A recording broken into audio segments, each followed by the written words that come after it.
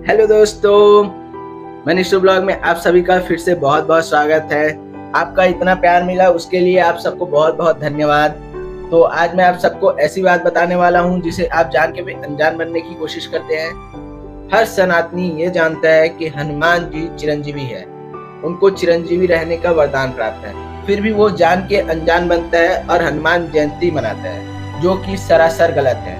क्योंकि हनुमान जी चिरंजीवी है इसलिए उनका जन्मोत्सव मनाया जाना चाहिए। हनुमान जी चिरंजीवी होने के साथ साथ आज भी इस सृष्टि में कहीं ना कहीं श्री राम जी का नाम जपते हुए विद्यमान है। और जयंती उन लोगों का मनाया जाता है जो इस सृष्टि को छोड़ के किसी अन्य जगह चले गए हैं, जिनकी मृत्यु हो गई है। जैसे हमारे राष्ट्रपिता महात्मा गांधी जी की मृत्यु हो गई है इसलिए उनकी जयंती मनाई जाती है, महावीर जयंती मनाया जाता है, बौद्ध जयंती मनाया जाता है। पर हनुमान जी आज भी इस सृष्टि में राम नाम जप करते हुए कहीं ना कहीं विद्यमान है, उन्हें चिरंजीवी रहने का वरदान प्राप्त है।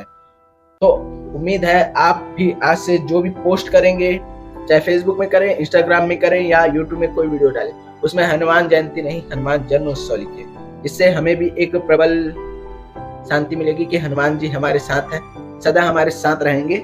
जय हनुमान जी जरूर लिखिए कमेंट बॉक्स में और अपना प्यार ऐसा ही बनाए रखिए। वीडियो अच्छा लगेगा तो चैनल को सब्सक्राइब कीजिएगा, वीडियो को लाइक कीजिएगा और जिसको जिसको जानकारी नहीं है उस तक ये जानकारी पहुंचाइए। हनुमान जयंती नहीं हनुमान जन्मोत्सव है आज। तो आप सबको हनुमान जन्मोत्सव की हार्दिक हार्दिक बधाई। मनीष ब्लॉग और मनीष ब्लॉग के सब्सक्राइबर परिवार की तरफ से भी आप सबको हनुमान जन्मोत्सव की बहुत बहुत बधाई और आपके परिवार को भी हनुमान जन्मोत्सव की बहुत बहुत बधाई।